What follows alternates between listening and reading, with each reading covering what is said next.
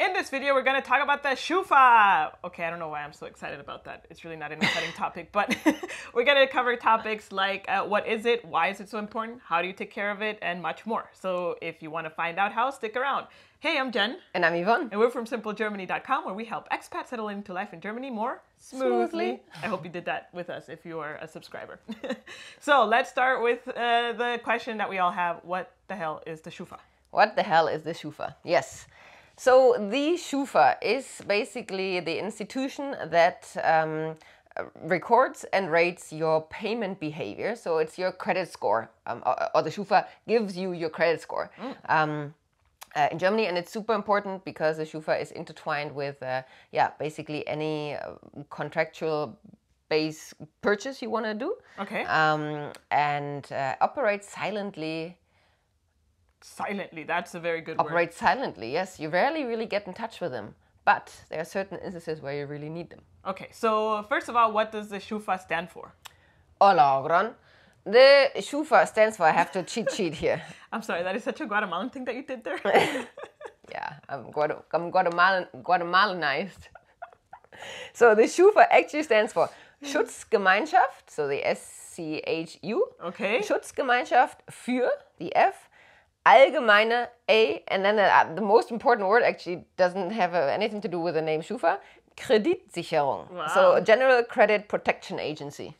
Alles klar. It's a Schufa holding. Okay. Yeah. Okay. And so we all just, in Germany, it's literally just referred to as Schufa, or your Schufa score, your Schufa report. Okay. And that's what we're going to go into detail here. Yeah, okay, so you already covered why it's important, because it pretty much gives you a credit score, and that credit score is necessary when you want to do contracts. But not only that, obviously, when you want to do bigger purchases like a house, I know if you're new here in Germany, you're probably not thinking of buying a house, but it's a credit score that pretty much allows you to get loans and have contracts. Not just loans, also to get a bank account, to get a credit card, to get an internet provider. Like, again, everything that is contractual where you requires you to pay on a monthly basis. Yeah. So very important. The Schufa is...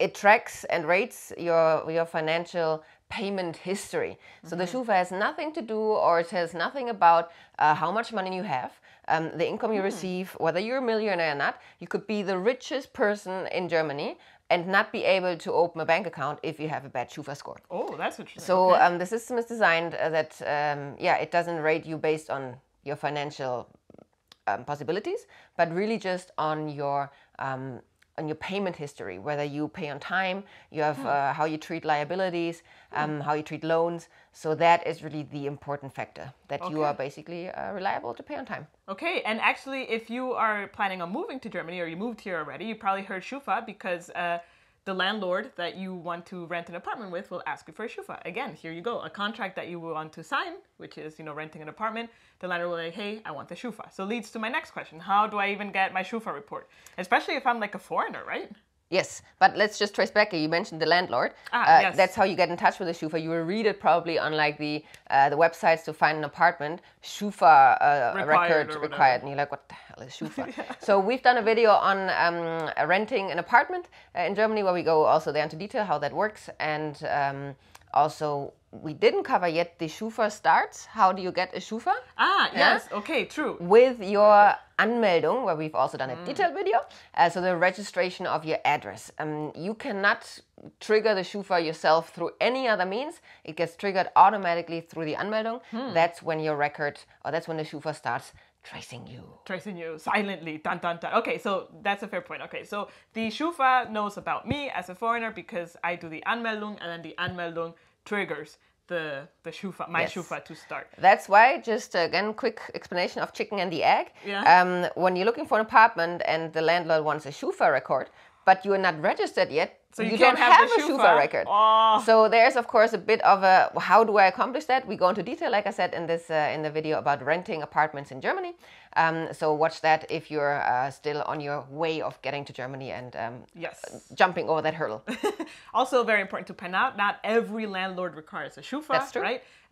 But we have very seen common throughout the years that it's become more common. Like, for example, when I first moved here, I never was asked of a Schufa, and I never knew about the Schufa until like 3 years of living in Germany, and that story is going to come at the end of the video, so stick around. So okay, so now we know this. So then how do I get a Schufa report? She got into trouble. did. But anyways, how do you get the report? So there are different ways. So every German resident has the right to get a free Schufa record once a year. Which you have to request, right? It's not like you just get it. You have to actually proactively exactly. request it. You proactively request it on the official Schufa homepage. Sorry, yeah. Yes, which we have done. Yeah, which we have done, and this is my Schufa report. Here, I obviously put tape on the things that I don't want you to know. So pretty much you get a letter here, and actually this highlighted sentence is the interesting thing because it tells me since when the Schufa has been tracking which has been pretty much probably the date of the Anmeldung. Yeah, it was the day of the Anmeldung, very true, which is back in 2012. Yeah. So here you get through snail mail, as Germans love it, right? So you pretty much just get a letter, blah, blah, blah. It lists all the providers that inquired with the Schufa, whether your solvency is good or not. Yeah, on the second page, that's where you find this list. And on the back of that second page is where you see the Schufa score. So it's like a table. Again, I blacked out my personal information. And here you have the different stuff. And there you get your Schufa score. Yeah. So important to point out, you start with 100, right? Yeah, but we'll get into that later. Okay, sorry. Yeah. Sorry, okay. So we were still at the question, how do you get this report? So this is the free report. As you see, it's not super detailed. It just has general information. And and the third one is a lot of information about the law of Schufa. That's pretty much it. Thanks. Okay, so the free one is basically, it's just a data copy. It's for you personally to know what is your Schufa score. But the free one is usually not very well received by landlords, or sometimes even rejected, because it doesn't give all the full details. So to get the full version, you would actually have to get a Bonitätsauskunft. That's the official term. So a solvency information, pretty much. Yeah. Okay. And that you can request online, also on the same homepage, but this one costs money, 29.95 euros currently. So almost $30. Yeah. And it will take a few days also to arrive. And that one through snail mail. Yeah, through snail mail. And that one is, like I said, a detailed certificate that gives all the information that the landlord wants to see. Oh, what I didn't mention, maybe it's interesting, hold on, because I threw my papers, hold on, let me get that, is what is actually registered here in the free one for me. So here I have stuff regarding when I opened a bank account. I have stuff regarding when I created a phone contract or internet, I don't know. So pretty much I have here transactions with banks and a telecommunications provider. Yeah. I have the date, who it was, and actually a number. Oh, interesting. So there's it's a trace. There's really a trace and a record that's being kept. I mean, it's a credit score and a record.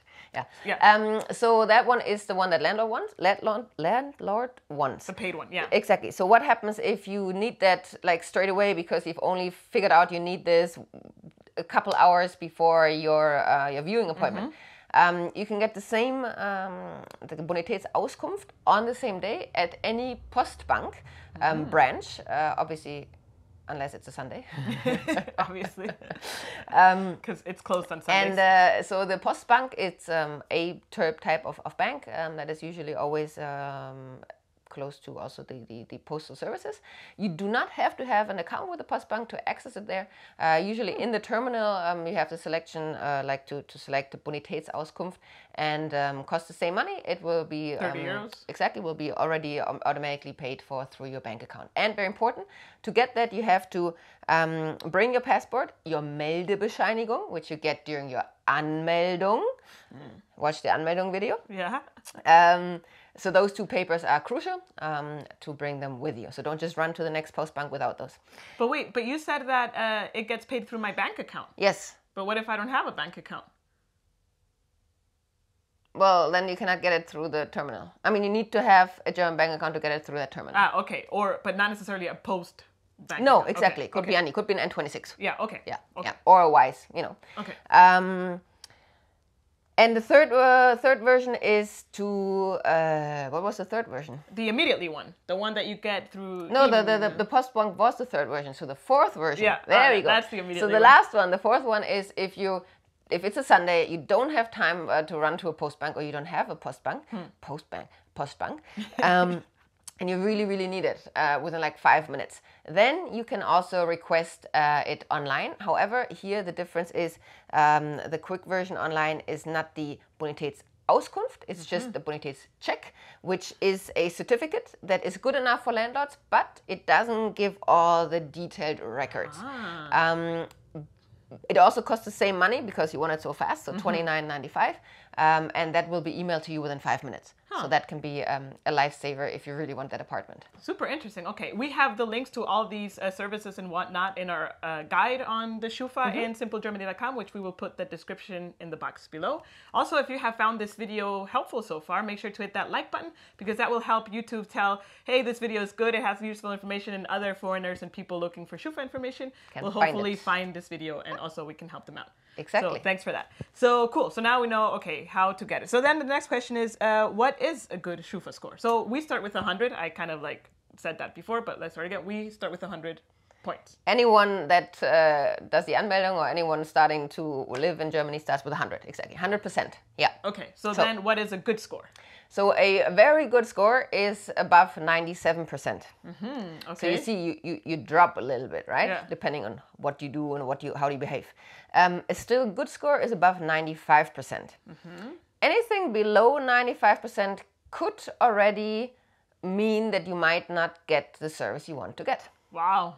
Yeah. It depends. I mean, obviously, there's still, it goes down to 50. 50 is really, really, really bad. We've actually designed a little table here that shows you, the different numbers, the scores. But the goal is really to be above 95%. Okay. Which, I mean, if you pay on time, there's no reason why you shouldn't be, right? Yeah, I mean, that's what impacts, right? The paying on time, but also other things which we'll go, I think, further into at the end of the video. Or you want to do that right now? Which things? How to improve your Schufa score? That's my next question, actually. How do I take care of my Schufa score? Okay. Yeah, how do you take care, or how do you improve also after you've run into trouble? It's common sense, but some things are important to know. Yeah. Yes. Paying on time, obviously, is the number one thing that keeps your Schufa score high and alive. But also not having too many bank accounts. So you don't want to have 5 different bank accounts in Germany. That's too much. 2 is absolutely fine. 3 maybe so, depending also on what you do. Like if you're a freelancer and you need to have also a business account versus a personal account. 2 to 3 is okay, but don't have more than that if you don't really have a reason for it. Okay. Same goes for credit cards. Don't have 5 different credit cards. It's not Germany is not like the US, where credit cards are very famous to have more loan and credit. Yeah. Our credit cards work differently. We can do a video on that in the future. Maybe we can do a video about it. Yeah. Just don't have too many. Again, 1 totally fine. 2 is okay as well, and make sure that you actually use them. So if you find yourself having a 3rd credit card that you never use, quit it, because also not using a credit card could impact your Schufa score. Wow. Okay. Yeah. What else? Let me look here real quick. At your cheat sheet. Have my little cheat sheet here. What else is impacting? Also changing bank accounts too often. Yeah, don't change every 3 months. Yeah. I mean, also what a pain to change bank accounts every 3 months. Exactly. Also, just be conscious that any mass change you will do, changing bank account, getting a new credit card, doing this, that. Whoa, that is kind of like a red flag. So always have maybe 3 to 6 months in between whatever changes you want to do. And let's see, what other little tip do we have here? Also don't zero out your bank account. Try to have a healthy balance. Yes, don't go abs in dispo. Up in dispo. I mean, obviously, sometimes... Which is don't go into the negative. To the negative, yeah. Obviously, sometimes, life happens and you need to, but just don't keep your bank account in the minus or also zeroed out constantly, because that is definitely not...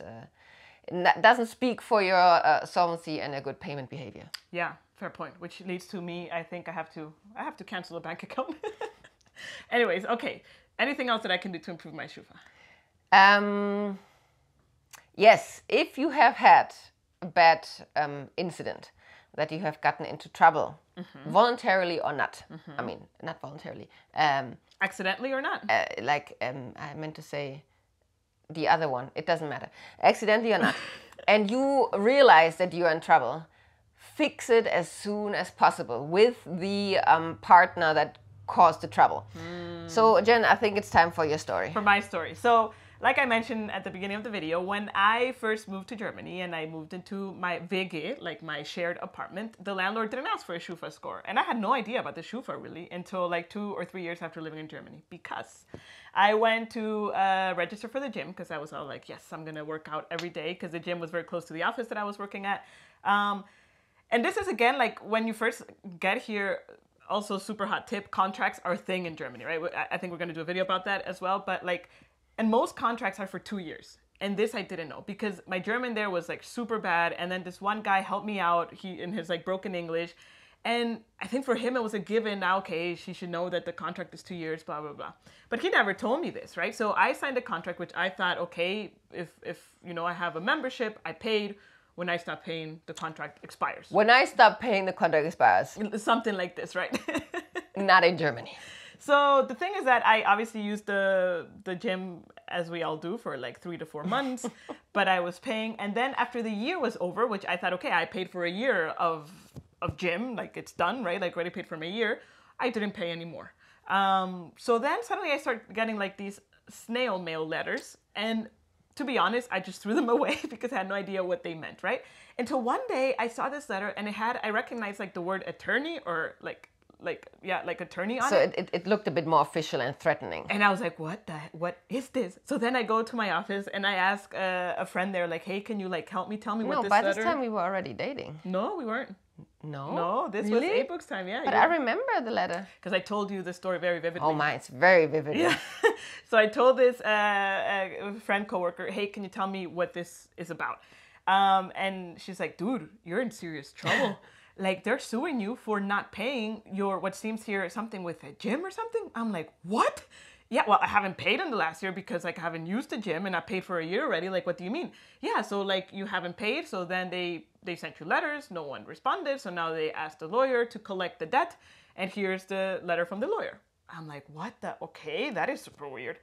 And I'm not kidding. The next day, my bank, because also here in Germany, when you go to a traditional bank, you have like your bank person, right? So my bank person in this like very traditional German bank calls me up and says like, Jen, I'm so sorry to tell you, but we have... It was probably Frau Palacios. Ah, yeah, sorry. Frau Palacios, Entschuldigung. I'm so sorry to tell you, but we have canceled your credit card. I'm like, what do you mean you canceled my credit card? Yeah, because now you have a bad Schufa score. Schufa, what? That's the very first time I heard the word Schufa. And I'm like, okay, and what can I do? So the bank where she was a loyal customer, where she was always in plus, like it was always good, called and said, look, we have to cancel your credit card. We can no longer allow you to have it because your Schufa score is bad. And that happened like what I think was immediately because I got the lawyer letter, then the bank called me, and then I thought, oh my God, I'm in serious trouble. So then I pulled my Latina powers, right? And then I went to the gym and I was like, dude, I need to talk to the supervisor here. And they're like, no, sorry, no. And I'm not leaving until I talk to a boss. And then this boss person came and I presented my case. I'm like, dude, I'm new here. I did not know this is how contracts work. And I explained my case, right? I was very persuasive. So as you can see also, I told them like, I have not used the gym. And I didn't know that this contract was like binding, right? Like for 2 years, I did not know this. Like, please, is there a way that we can fix this? Because now my credit card called me. I was like freaking out and I have like a bad Schufa. Yeah, my bank, not my credit card. My bank called me and my credit card got canceled. Please, can you help me fix this? Like, I don't want to pay for it because it's a service that I haven't used. Anyways, we talked for like 30 minutes and luckily the supervisor, I think she saw the pain and frustration in my eyes and she's like, okay, you know what? I understand this was probably an honest mistake, but just for you to know, contracts are binding in Germany. The only way you can cancel them is like you have to come 3 months in advance and cancel them physically. But other than that, you always have to be paying.